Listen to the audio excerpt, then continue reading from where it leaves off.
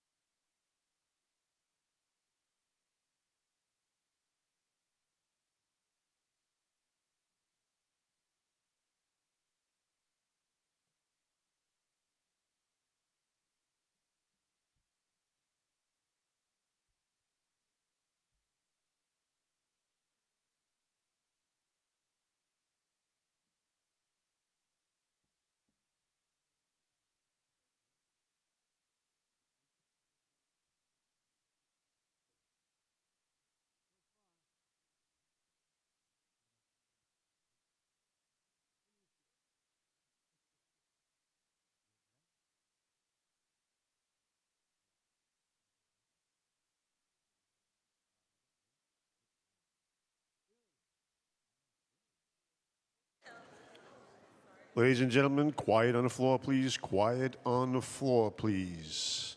At this time, please place all electronic devices to vibrate. Madam Majority Leader. Good afternoon and welcome to the stated meeting of August 5th, 2024. I am Majority Leader Amanda Farias, and I'd like to thank you for joining us. If you would like to follow along, the agenda for today's meeting is posted on our website. On behalf of the body, I welcome the members of the public who have joined us here today. During stated meetings, only members of the council may speak. Members of the public shall remain silent. If you wish to express your support of any remarks, you may make the silent approval gesture. I want to remind my colleagues that decorum is to be respected at all times. Insulting each other is not appropriate. All remarks are to be addressed to the chair, and members shall not speak unless recognized by the chair. It is essential that even if we disagree, we treat each other with respect. Please join us for the Pledge of Allegiance.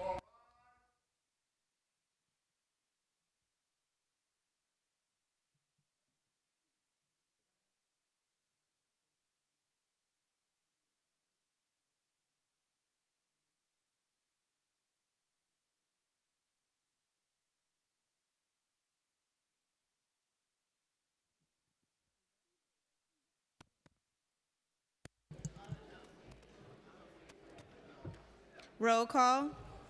Abreu. Present.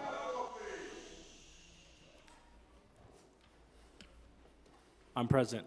Thank you. Ariola. Aviles. Ayala. Present. Banks. Thank you. Botcher. Present. Brannan. Here. Brewer. Here. Brooks Powers. Present. Caban. Carr. De La Rosa. Here. Dinowitz. Here. Felice. Here. Gennaro. Here. Gutierrez. Presente. Hanif. Here. Hanks. Present. Holden. Here. Hudson.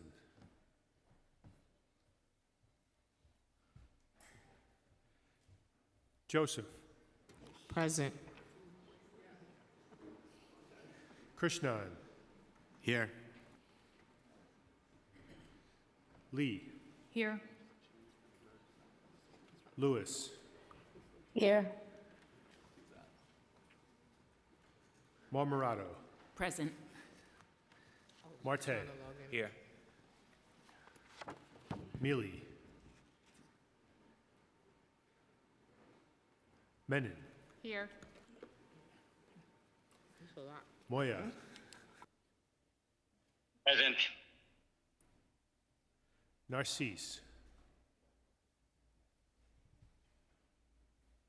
Nurse. Present. Osei.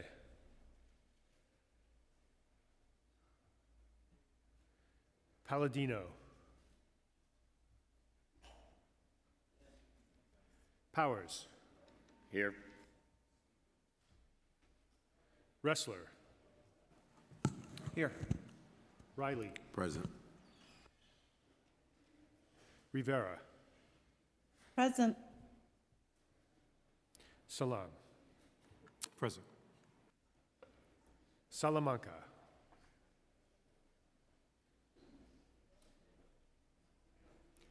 Sanchez. Present. Shulman. Here. Stevens. Here. Carr.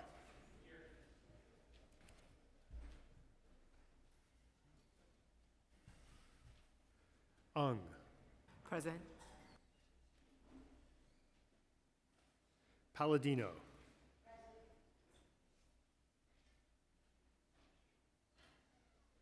Vernikov. Williams.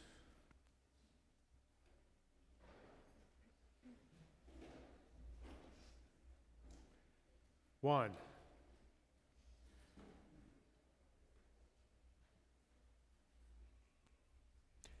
Yeager. Here. Zhuang.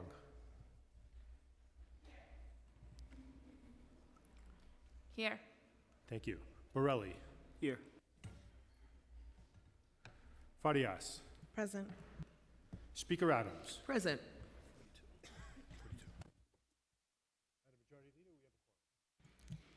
Thank you. Invocation. None. We will now have the adoption of minutes by Councilmember Selvina Brooks Powers. I make a motion that the minutes of the stated meetings of June 30th, 2024 and July 18th, 2024 be adopted as printed. Messages and papers from the mayor. M63, Corporation Council appointment. Rules, privileges, and elections. Communication from city, county, and borough offices. M64, Department of Education 5-year capital plan. Finance. Petitions and communications. None. Land use call-ups. M65, MSK Pavilion. Thank you. I now ask that the clerk take a roll call vote on today's land use call-ups. Abreu, Aye. Ariola, Aye. Aviles, Ayala, Aye. Banks, Aye. Botcher, Aye. Brannon, Aye. Brewer, Aye. Brooks Powers, Aye. Caban, Carr, Aye. De La Rosa, Aye. Dinowitz, Aye. Feliz, Aye. Gennaro, Aye. Gutierrez, Aye. Hanif. Aye. Thank you. Hanks, Aye. Holden. Aye. Thank you. Hudson, Aye. Joseph, Aye. Krishnan, Aye. Lee, Aye. Lewis. Aye. Thank you. Momarato, Aye. Marte. Aye. Mealy. Menon. Aye.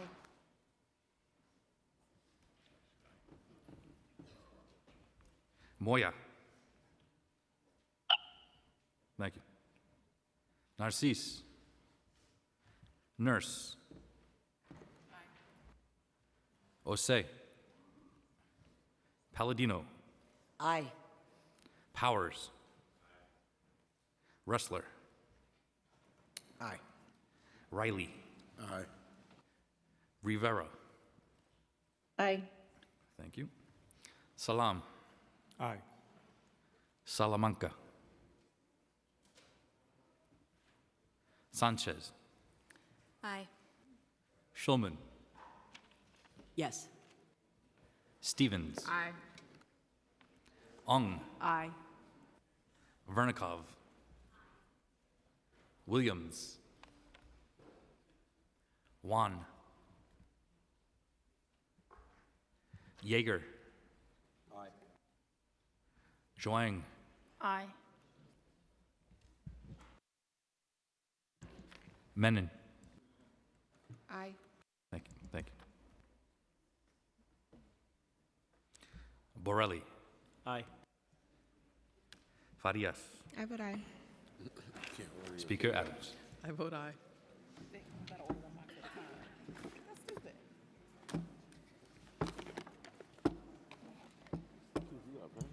Today's land use call-ups are adopted by a vote of 43 in the affirmative and 0 in the negative. Thank you, and we will now have communication from Speaker Adrian Adams. Thank you very much, Madam Majority Leader, and good afternoon to everyone. Before we begin, I want to take a moment to remember the life of 41-year-old Henry Alesna, a construction worker who was killed while on the job at the Washington Bridge earlier this month.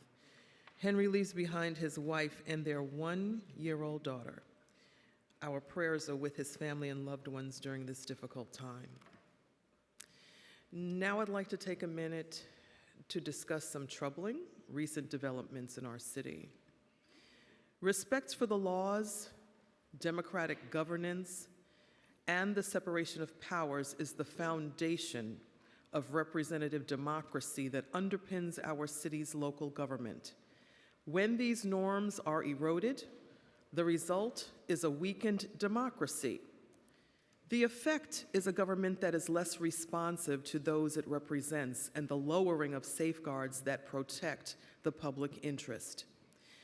Over the past months, we've seen attacks against the rule of law with unprecedented disregard for laws passed by the independent legislative branch, abusing the power to declare a state of emergency. We've seen a rushed charter revision commission that circumvented the public transparency, feedback, and scrutiny of the legislative process to advance certain changes to law that do not require a charter revision commission or vote a referendum. An independent and separate legislative branch of government is essential to hold the executive branch accountable. As the city's legislature, the City Council changes laws through a robust, open legislative process where the public can provide input and testify. On average, a public safety bill goes from introduction to passage in 292 days, and all other bills take 280 days. In that process, we hear from all stakeholders, including the executive branch and its relevant agencies, advocates working on the issues, and members of the public. This is how we craft thoughtful and meaningful legislation that improves the lives of New Yorkers by ensuring city agencies meet their needs. It is ironic and an immense hypocrisy that the Commission inaccurately claimed deficiencies in the legislative process to justify its actions, when it failed to come anywhere close to meeting the baseline expectations of the Council's process. The Commission existed for less than 60 days and released concrete proposals less than 2 days before voting on them, with absolutely no opportunity for public testimony on them. In fact, it even amended those proposals just hours before its final vote, with no public notice or explanation of its changes until minutes before voting. The Commission claimed these changes were the product of being responsive to feedback, but the reality is they occurred after learning of the threat of lawsuits to reduce their risk of legal exposure. At the same time, other changes proposed by the Commission have sought to give the executive branch unprecedented control over the legislative branch's process, centralizing more power within the executive branch by giving it control over the independent legislative branch's process sets a dangerous precedent. It would leave the government less responsive to New Yorkers and have long-term implications for the functioning of our city that go beyond this current administration and council. This isn't about a disagreement between this mayor and council, and it's no longer about advice and consent. This is about our local democracy and whether we have a government that is accountable to the people of our city. This is tantamount to mayoral control over the duly elected legislative branch of New York City government.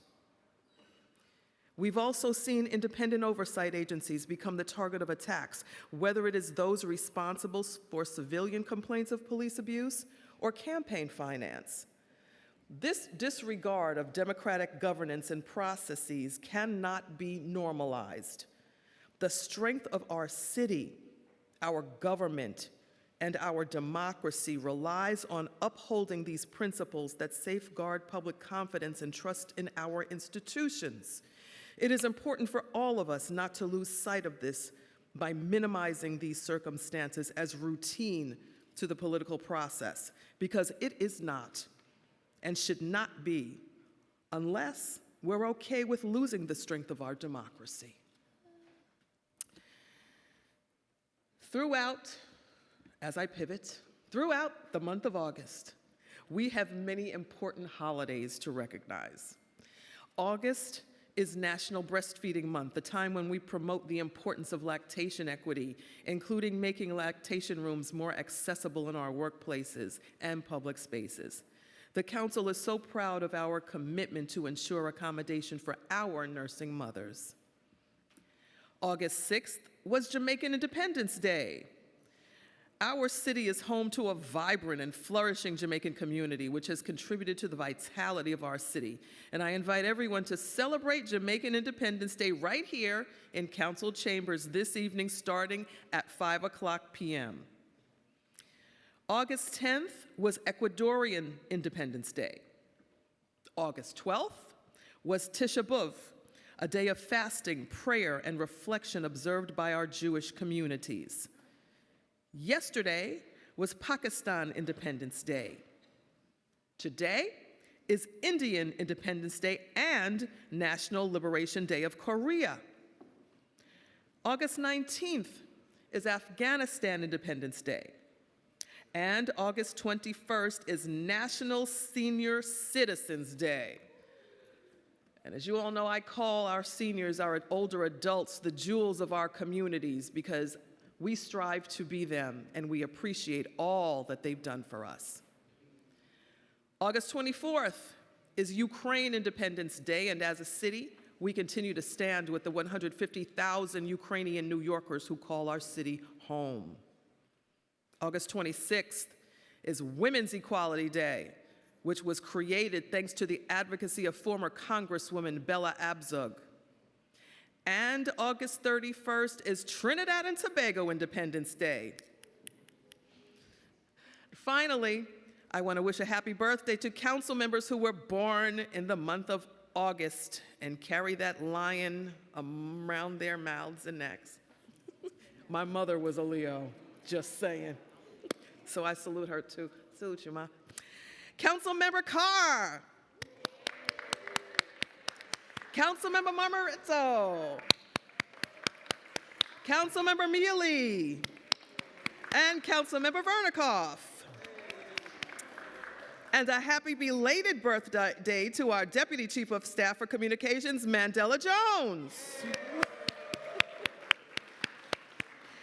And happy early birthday to our Deputy Chief of Staff for Legislation and Policy, Jeff Baker. Now we'll move on to our stated agenda. First, we'll vote on the following land use items. Bronx Metro North Station's rezoning. A neighborhood rezoning boosted by a historic commitment of local infrastructure and neighborhood investments secured by the council that will add approximately 7,000 new homes, revitalize the local economy, and activate key corridors surrounding forthcoming Metro North stations in the East Bronx. The council proposes to modify this series of applications from the New York City Department of City Planning to better align with neighborhood character by adjusting heights and densities in key areas, returning minimum parking requirements to those in existing zoning, and adjusting MIH options to better reflect incomes throughout the Parkchester, Van Nest, and Morris Park neighborhoods in the Bronx. These land use changes will facilitate the creation of new housing and home ownership opportunities at a time when our city faces a dire housing crisis with not enough homes for New Yorkers. To support the development facilitated by this rezoning, the council has secured a capital commitment package from the administration totaling approximately $500 million that will provide upgrades to parks and open space, improvements to local schools, street safety improvements that will benefit pedestrians, cyclists, and drivers alike, critical investments to sewer, water line, and flood infrastructure, and capital funding for upgrades to the 49th precinct.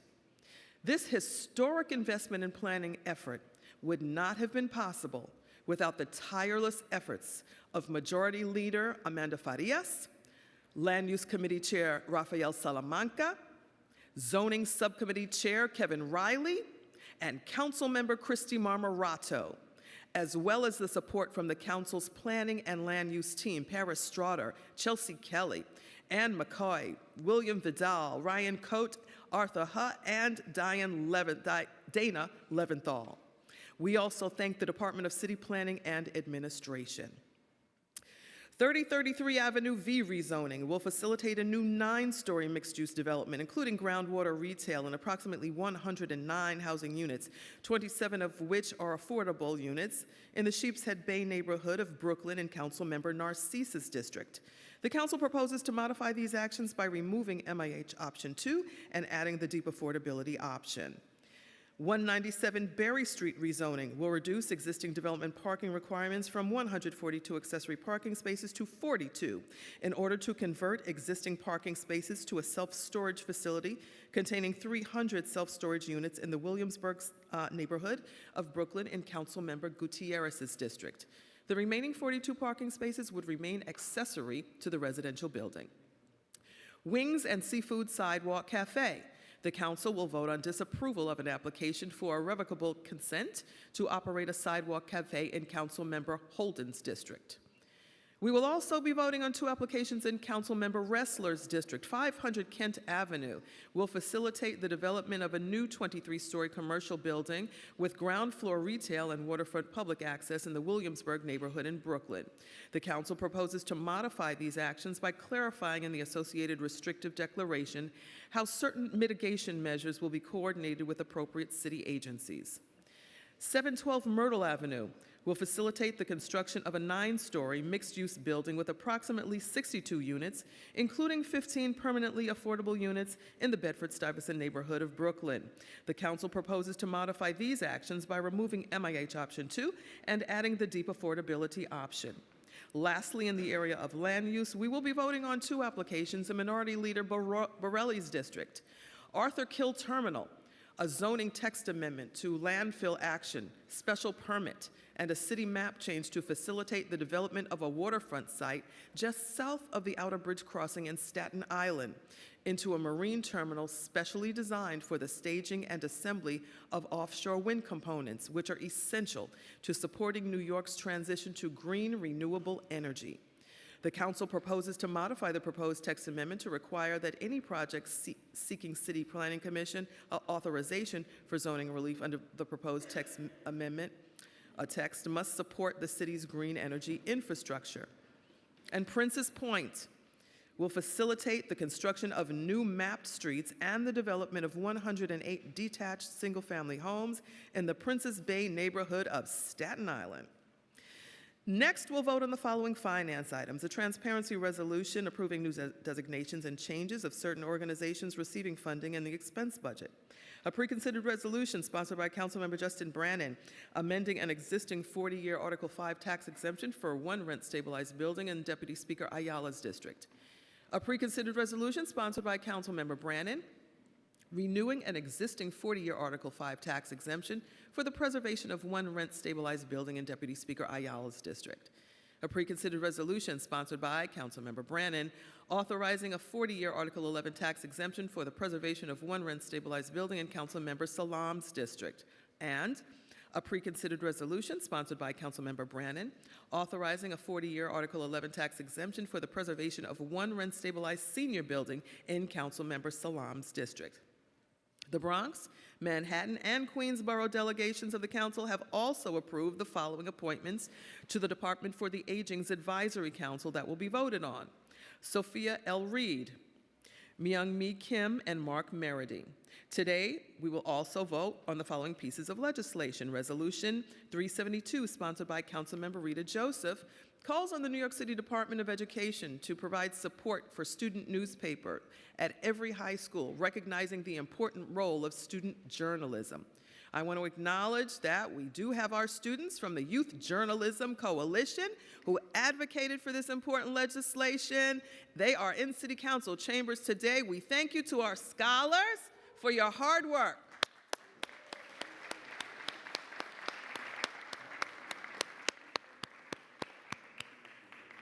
We thank our staff, Chloe Rivera. Introduction 745A, sponsored by Majority Leader Amanda Farias, would require the Department of Transportation to publish information on its website about bicycle and micromobility ridership in the city, as well as a description of the projects it has undertaken to enhance the safety and movement of cyclists and other micromobility users on the streets and bridges under its jurisdiction. This bill would provide a transparent, data-driven perspective into the work of the department to keep New Yorkers and all street users safe. The website will be updated monthly when data is available and at least once per year. Thank you to our staff members Connor Mealy and Mark Chen. Introduction 460A, sponsored by Councilmember Sandra Ung, would require the Department of Homeless Services, or DHS, to report on the feasibility of contracting with community-based organizations to accept and process applications for shelter intake for families with children. The Commissioner of Homeless Services would be required to deliver the report to the Mayor and Council no later than 1 year after this bill goes into effect. We thank our staff members Aminta Kilawan and Nina Rosenberg. And Introduction 123A, sponsored by Deputy Speaker Diana Ayala, would prohibit DHS from requiring children to be present in person at an intake facility when their family applies or reapplies for placement at a homeless shelter. There is an exception for when DHS requests to remotely view a child and is unable to do so within 28 hours, or when a child has not checked into their assigned shelter by the shelter's curfew on the day following placement. Once again, we thank our staff members Aminta Kilawan and Nina Rosenberg. I also want to acknowledge today that my great District 28 interns are in chambers. We salute you, District 28 interns. My ladies. Thank you for your attention, everyone. I now turn it back over to our Majority Leader.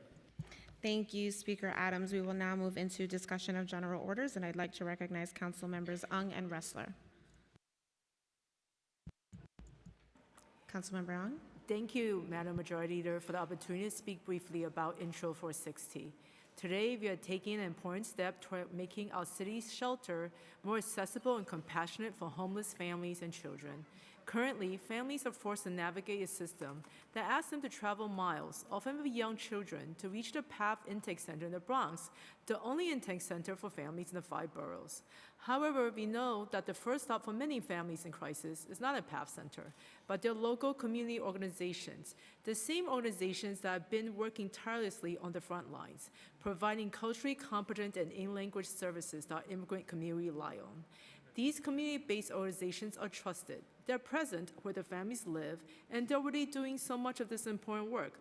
They should be empowered to do even more. This is why this legislation is so important. By requiring the Department of Homeless Services to study the feasibility of partnering with these local not-for-profits to process shelter intakes applications, we are taking a common-sense approach to serving the homeless families where they are, rather than making them come to us. Working with our partners in the community, we can find ways to streamline the intake process and reduce the unnecessary stress placed on our city's most vulnerable residents. I want to thank Speaker Adams for her leadership and all my colleagues who voted for this legislation and to show support for our families in need. Thank you so much. Thank you, Council Member Ressler. Thank you so much, Majority Leader. I am pleased that we have two ULURP actions that have come before the council today in District 33.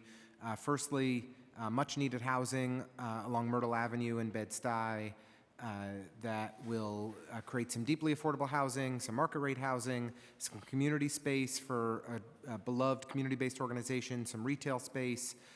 This is a good development, and I'm very proud that District 33 continues to be responsible for more new housing starts than any district in the city over the last 15 years. I'm also supporting a commercial project at 500 Kent Avenue, and I really want to thank the Council Land Use Division, in particular William Vidal, who provided exceptional guidance to me and my team through this process. And I'd like to thank the developer, who smartly partnered with a local trusted community-based organization, United Jewish Organizations of Williamsburg and North Brooklyn, as a co-applicant on the site. They together will ensure that a last-mile facility is never built at this site, and instead we hopefully create a good new facility, a good new commercial establishment, a building that provides great jobs to our community, more access to our waterfront, and is smartly built around the Kent Avenue bike lane. So these are good projects, and I'm proud of the work that everyone on my team put into them. I really want to thank my staff, especially Molly Haley, my chief of staff, and everybody who helped contribute to getting these to the finish line. Thank you. Thank you. Seeing no one else sign up to speak, I'd like to take a moment myself. The Bronx Metro North rezoning modifications we're voting on today are focused on building a brighter future for the Bronx. These design features were informed by extensive community outreach in Parkchester, where my neighbors had the opportunity to discuss proposals with the Department of City Planning and local developers. I took that feedback on the types of community spaces needed, infrastructure enhancements desired, and more directly to the negotiating table. Securing nearly $195 million in capital investments from the administration was a significant achievement, one that required rigorous negotiations and a strong commitment to our shared vision. These funds will provide much-needed upgrades to our streets, including a parking study, investments in parks and open spaces like a pedestrian bridge over the Bronx River from Hunts Point to Soundview, and critical improvements to local schools, including roof repairs and auditorium upgrades in 6 schools in the surrounding area. I'm also proud to announce a commitment of $500,000 in capital improvements to the existing Parkchester campus from their development team, and 10,000 square feet for our community-centered spaces within another development site. These modifications and the holistic city investments we fought for underscore how this council is demanding long-deserved attention that the Bronx, its families, and their futures have always needed. The success of this rezoning is a testament to our collaboration, our dedication to the neighborhoods that shaped us, and our love for our home borough of the Bronx, really the best borough. I want to take a moment to thank the people who have been working with me all these long hours to get here, my Chief of Staff, Rebecca Nieves, Council Land Use Team, Paris, Chelsea, Ryan, William, Ann, and Dana, and the folks who have helped see this move along, my council colleagues who also fought for their needs in their districts, our 2 developer teams at 1880 and 2000-2040 East Tremont, Commissioner Dan Garodnick and the Department of City Planning team, the Mayor, Deputy Mayor Torres Springer, and his administration. I look forward to seeing the positive impacts of this funding carried out by the administration for years to come, and I urge my colleagues to vote aye today. Report of special committees. None. Reports of standing committees. Report of the Committee on Finance, preconsidered Reso 517, Transparency Resolution. Coupled on general orders. Preconsidered LU 125 and Reso 533 through preconsidered LU 128 and Reso 536, Tax Exemptions. Coupled on general orders. Report of the Committee on General Welfare, Intros 123A and 460A, Shelter Intake for Families with Children. Amended and coupled on general orders.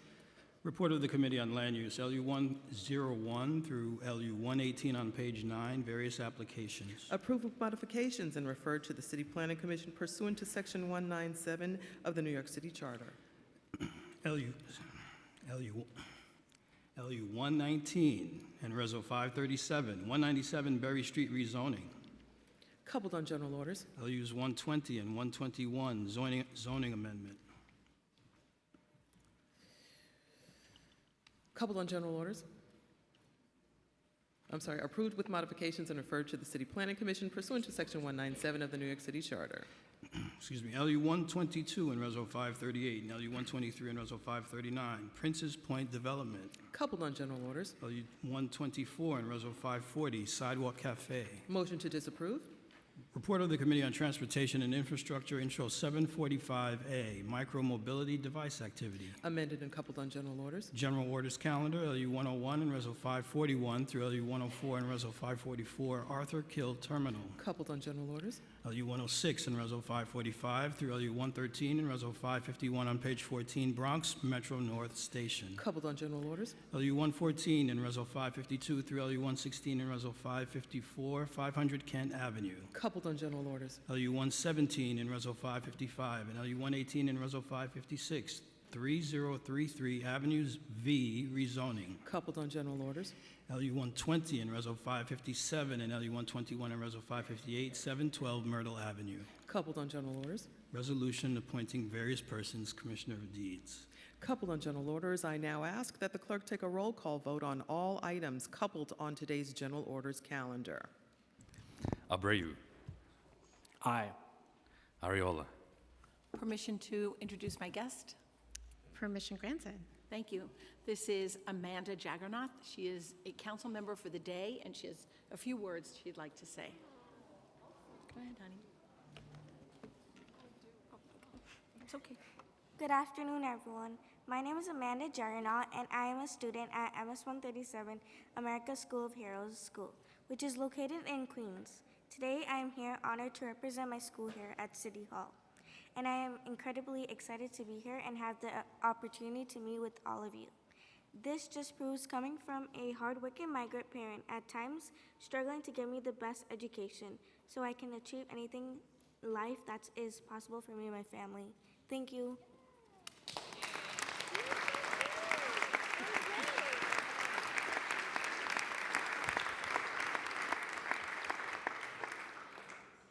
Amanda was the winner of our Veterans Essay Contest. She wrote about her PE teacher who couldn't be here today. I would like to disclose for the transparency resolution that my son works for sanitation, and come September, my grandson will be a student at CUNY, so I'm proud to say that. And then Ayano. Thank you. Thank you. Aviles. Ayala. Aye. Thank you. Banks. Aye. Botcher. Aye. Brannan. Aye. Brewer. Yes. Brooks Powers. Aye. Caban. Carr. I'd like to disclose on the record that in the transparency resolution we're voting on today that the Garibaldi Miucci Museum is being funded, and I am a member of that organization, and I vote aye on all. De La Rosa.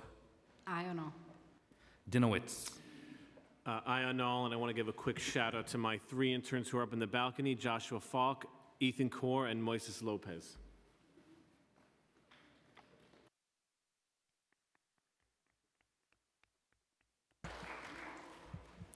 Feliz.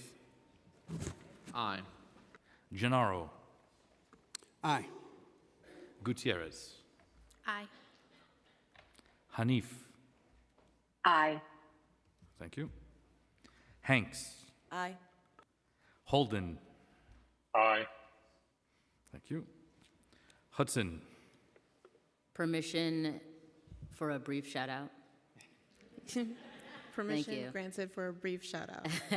I would like to shout out my 4 interns who are here with me today, Karen, Demaya, Aflaha, and James, who are also seated here in the chambers.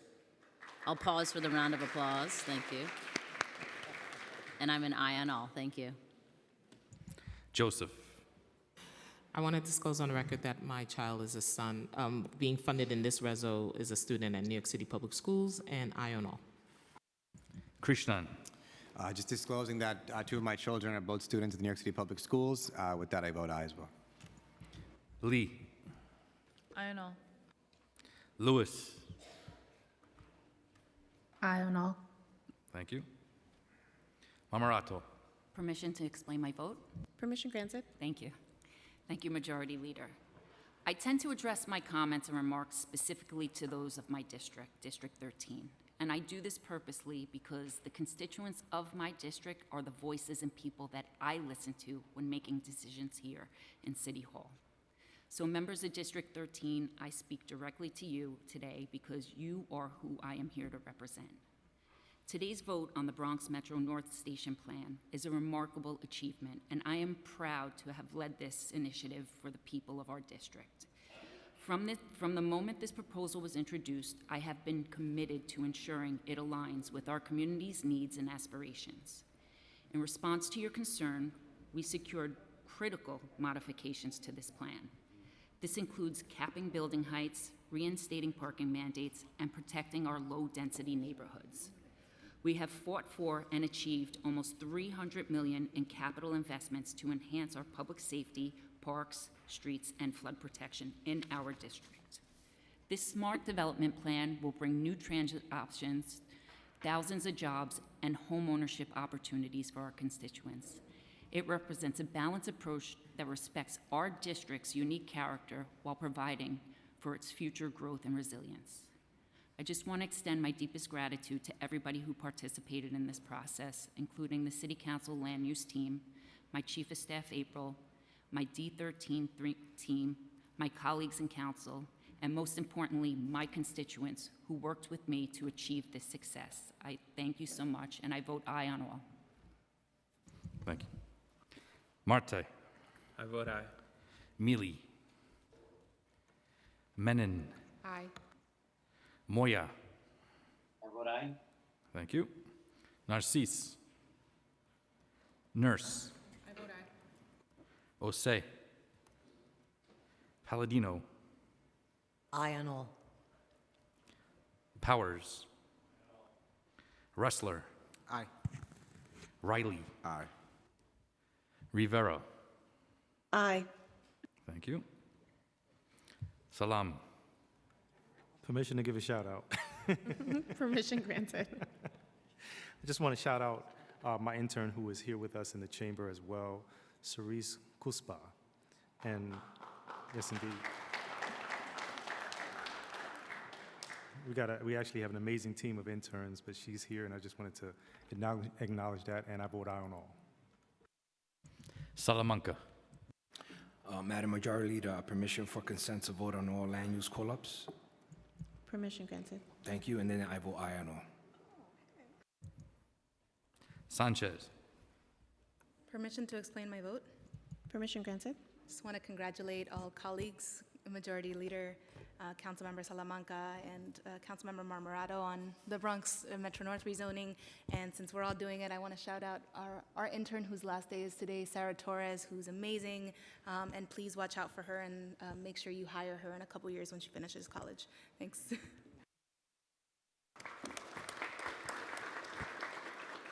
I vote aye. Thank you. Schulman. Permission to explain my vote? Permission granted. Thank you. A few days ago, it was announced that an icon New York City radio station, WCBS 880 Radio, was ending its all-news format after nearly 60 years. This is just the latest example of the decline of journalism in the city and nation. That is why it is so important to support local journalism, and especially important to make it part of our educational experience. As someone who is both a publisher and reporter for my college newspaper, I was very proud to be a co-sponsor on Resolution 372, calling on the New York City Department of Education to provide support for a student newspaper at every high school and to vote for it today. I want to give a special shout out to two of my student interns who worked on their high school newspaper and podcast, Jackson O'Brien and Salma Baksh. I also want to point out that Salma is a member of the New York City Youth Journalism Coalition that advocated for this resolution. I also want to point out that my interns did a video for me on Instagram. That's a TikTok kind of experience, so anybody that wants to see it, it's gotten over 1,000 views, and it's really amazing the work they did. And with that, I vote aye on all. Stevens. I would like to vote aye on all, and also I would like to give a special shout out to my interns who are here, Kimberly, Nicole, Natasha, and Charlotte. Shout out to you guys for being a great part of the A-team this summer. Your vote, Councilmember?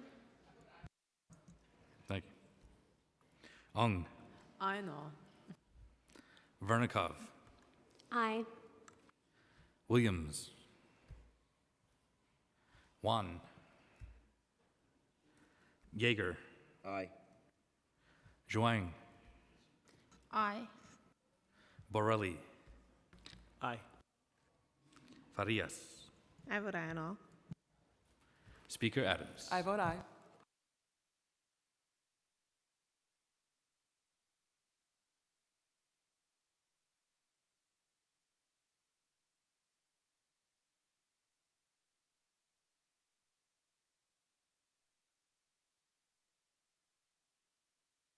All items on today's general order calendar are adopted by a vote of 44 in the affirmative, 0 in the negative, and 0 abstentions. And the revised land use call-up vote is 44 in the affirmative and 0 in the negative.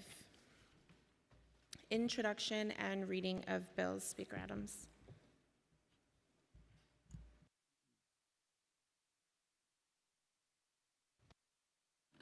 All bills have been referred to finance as indicated on today's agenda. Thank you. We will now move into discussion of resolutions, and I'd like to recognize Majority Whip Brooks Powers, followed by Councilmember Joseph.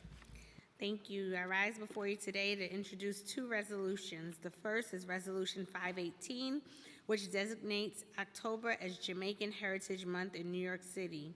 As a proud daughter of Jamaican immigrants and a representative of Council District 31, home to a strong Jamaican community in Southeast Queens, I am thrilled to introduce this resolution.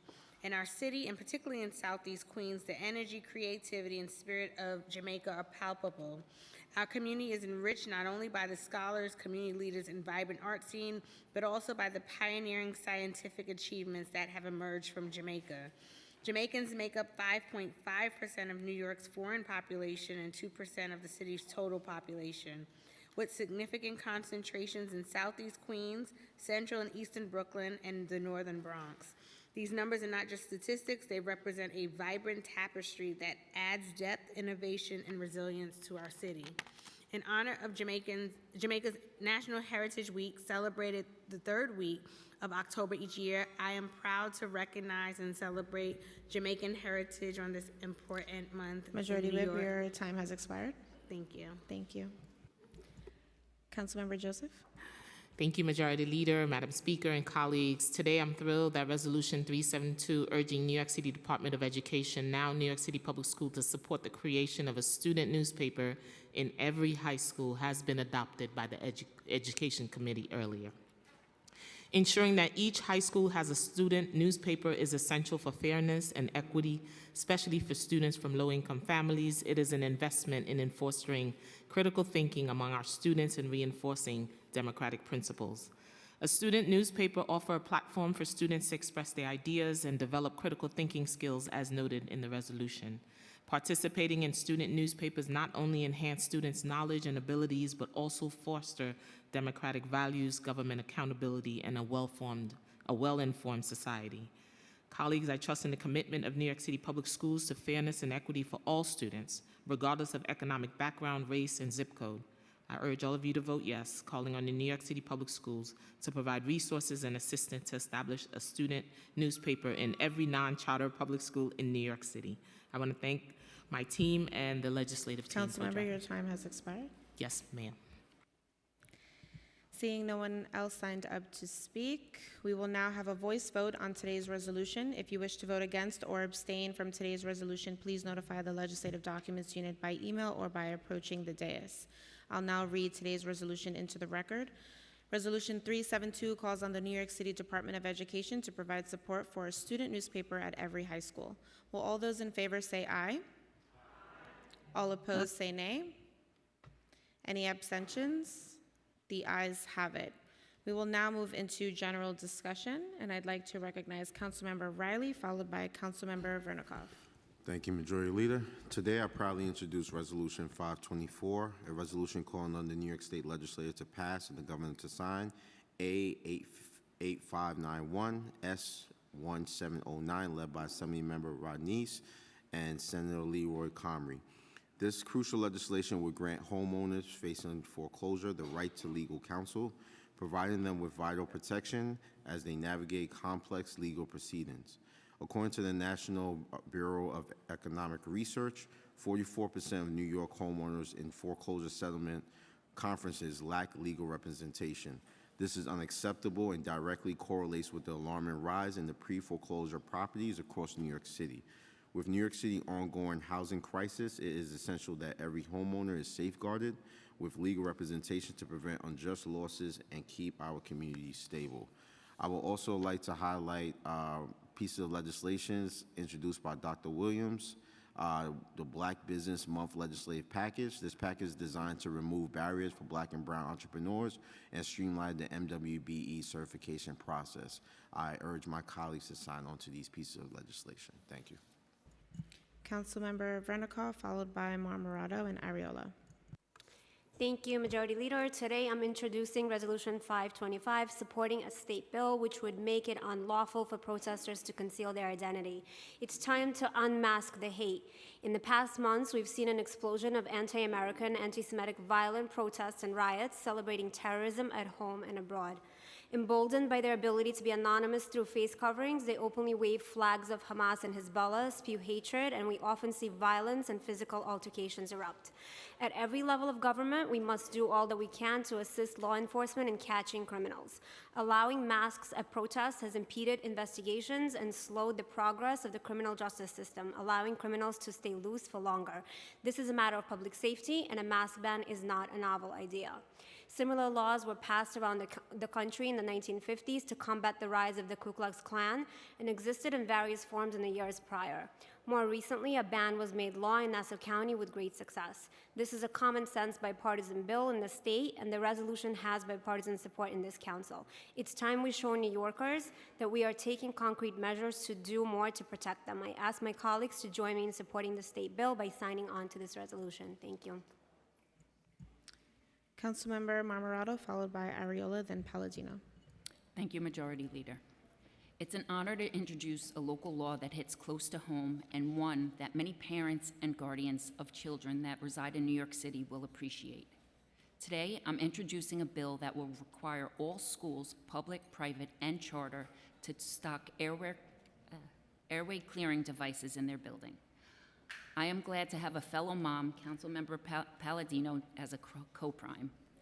This bill was inspired by a personal family tragedy. In 1992, my grandfather's life was cut short by choking after a failed attempt of the Heimlich maneuver. And every morning, as I make my daughter's lunch before school, I can't help to think of the hazards of choking and what happened to him that day. So I kindly ask my colleagues to sign on to this bill that would ultimately safeguard our children and save their lives. But once this bill is passed, don't get me wrong, I will still be cutting her lunch into really tiny little pieces, but I will have more comfort knowing that the school will have a second line of defense against choking within their building. I want to thank Nadia Francois for helping to bring this vision into a reality. Thank you. Councilmember Ariola, followed by Palladino, then Ressler. Thank you, Majority Leader. Today, I'm introducing Intro 999, which addresses the rising of vape usage among our youth, and it is not just a trend, it is a silent epidemic. According to the New York State Department of Health, nearly 1 in 5 students in this state have reported that they've used e-cigarettes in the past, as did thousands of young middle schoolers. Like any challenge, this epidemic demands a clear and decisive response. That response comes in the form of vape detectors. These devices will not only alert staff in the event that vaping is detected on school grounds, but they will also serve as a physical deterrent to prevent young people from trying these products while on campus. For far too many of our children have had first encounters with e-cigarettes and similar products right in our schools and not on our streets. The grounds are supposed to be safe spaces that encourage positive growth and healthy habits, but instead they are becoming exactly the opposite. By installing vape detectors at places of learning across the city, we can reclaim our schools as safe, nurturing environments. Taking action now will help us protect the next generation from the dangers of vaping and reinforce our commitment to fostering healthy, positive development within our schools. This is a health preservation bill, and I know everyone can get behind that. That is why I'm asking for your support and for you to sign on to this legislation, which is co-prime sponsored by Councilmember Justin Brannan for a better, healthier New York City. In addition, I'd just like to shout out to my colleagues Joe Borelli and Christy Marmorato for working so hard on their rezoning text amendments, as well as securing an unprecedented amount of positive projects and initiatives for their districts. Kudos to you. Councilmember Palladino, followed by Ressler, then Gutierrez. Good afternoon, everyone. I want to introduce today 1008, a local law to amend the administrative code of the City of New York in relation to eliminating the fees for a firearm license and permits. Waiving the fee of $340. The application fee for New York City pistol permit can be a significant financial burden for many people. This fee may disproportionately affect individuals from lower income backgrounds, making it harder for them to exercise their Second Amendment rights compared to those with more financial resources. The fee covers administrative costs, background checks, and other processing expenses. But most importantly, to consider the broader implications of such costs on equity and accessibility. Waiving fees can ensure the process is fairer and more inclusive for all residents. This is only a small portion of a lengthy and expensive process to be continued. Thank you. Councilmember Ressler, followed by Gutierrez, Brewer, and Gennaro. Thank you so much, Majority Leader, and I'd like to thank Councilmember Zhuang and Councilmember Gutierrez for co-prime sponsoring Intro 1009 today. You know, last year and the year before that, we begged and pleaded and cajoled the Department of Education to provide us with any information about what was going on in our 3K and pre-K programs. And eventually, hours before our preliminary budget hearings each of the last 2 years, they shared data that showed that in a majority of neighborhoods in New York City this past school year, more 3-year-olds and their families applied for 3K seats than were actually able to access them. We should have real-time access to this information throughout the school year. Information on what neighborhoods have capacity for 3K and pre-K, what types of seats, what staffing needs the DOE may have, and what outreach the DOE is doing. We all know that Mayor Adams and his team eliminated outreach for early childhood education when they came into office, and the council has righteously fought to restore efforts in this most recent budget for more outreach for early childhood education, but we need a real accounting from the Department of Education of what work they're doing. So this bill that we've introduced today, that I hope you all will choose to co-sponsor and that we'll be able to pass, would provide quarterly updates to all of us and to the public at large about enrollment in 3K and pre-K, outreach efforts, staffing efforts, and more. Transparency is the best disinfectant. We need much greater accountability for this Department of Education around early childhood education, and this bill will provide it. I hope you'll consider co-sponsoring Intro 1009. Thank you. Councilmember Gutierrez, followed by Brewer, Gennaro, and Brooks Powers. Thank you, Majority Leader. Today, I'm proud to introduce another bill focused on making New York City a better place to be a parent and raise children, because let's face it, being a parent is hard enough without the added stress of missing crucial deadlines or struggling to find important information. Every day, parents are juggling multiple jobs, trying to make rent and just keep things together. New York City has a communication problem, however, from missed deadlines to a lack of clarity on where to find information and resources. Every day we hear from parents who miss deadlines from everything from childcare to school enrollment. Not all parents have access to email or internet, and even when they do, these notices often get lost.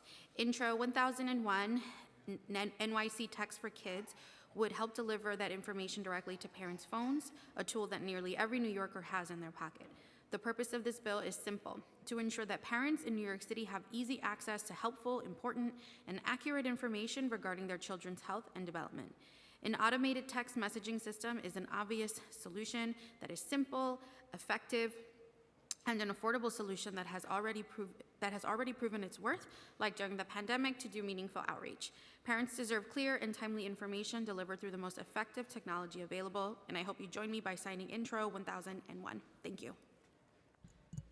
Thank you. Councilmember Brewer, followed by Gennaro, then Brooks Powers. Thank you very much. So two wonderful interns out of the almost 40 we had this summer. Marilyn O'Day, who's at the Baruch College Campus High School. Brendan Josette, who's at LaGuardia High School. Thank you both for being here today.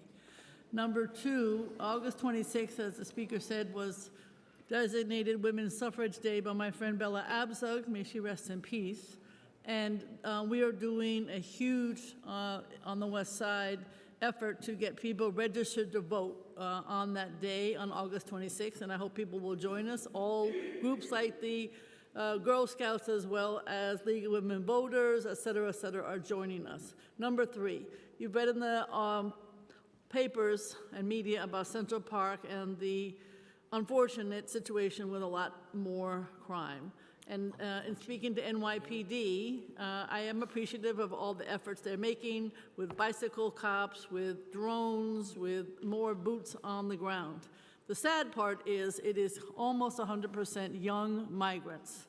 One stole jewelry, and all the rest are taking the credit cards that they're stolen and going to McDonald's to get something to eat. And the reason I mention this is that it seems to me that what we should be doing as a city is working in the hotels where the young people are coming from and giving them something to do. It's not clear that they have anything to do according to NYPD. It's not NYPD's job to do the social work. It is our job. And so I'm calling on the administration to work with us where whatever hotels have young people, we need a whole lot more to do between now and when school starts and even after that. Thank you very much. Councilmember Gennaro, followed by Majority Whip Brooks Powers. Thank you, Madam Majority Leader. I wish to be associated with the Speaker's remarks at the beginning of this meeting regarding the Mayor's Charter Revision Commission, which is a two-pronged attack on this institution. Number one, it blocks our ability to put our advice and consent law before the voters for ratification, and it seeks to greatly undercut the legislative power of this institution, as the Speaker talked about. It is my hope that all members of this body will do all they can to use their bully pulpits to push back against this obvious abuse of power on the part of the mayor. Thank you very much. Thank you, Councilmember. And finally, Majority Whip Brooks Powers. Thank you. I am introducing Resolution 519, which calls for the New York State Legislature to mandate virtual hearings for parking and camera violations in New York City. All New Yorkers deserve the right to a live hearing on parking and camera violations, yet many are not able to attend a hearing in person due to transportation issues, accessibility concerns, and more. For this reason, virtual hearings enable greater participation from residents across the city and elsewhere. Courts around the country transitioned to virtual hearings during the COVID-19 pandemic, and we know this technology is not only possible but effective. New York City's residents and visitors should be able to contest their tickets in a live hearing, whether they are able to attend in person or virtually. I call on my colleagues today to support this resolution as well as the resolution I mentioned earlier, Reso 518. Thank you. Thank you. I'll now call on Speaker Adrienne Adams to close today's stated meeting. Thank you so much, Majority Leader. The stated meeting of August 15th, 2024 is hereby adjourned.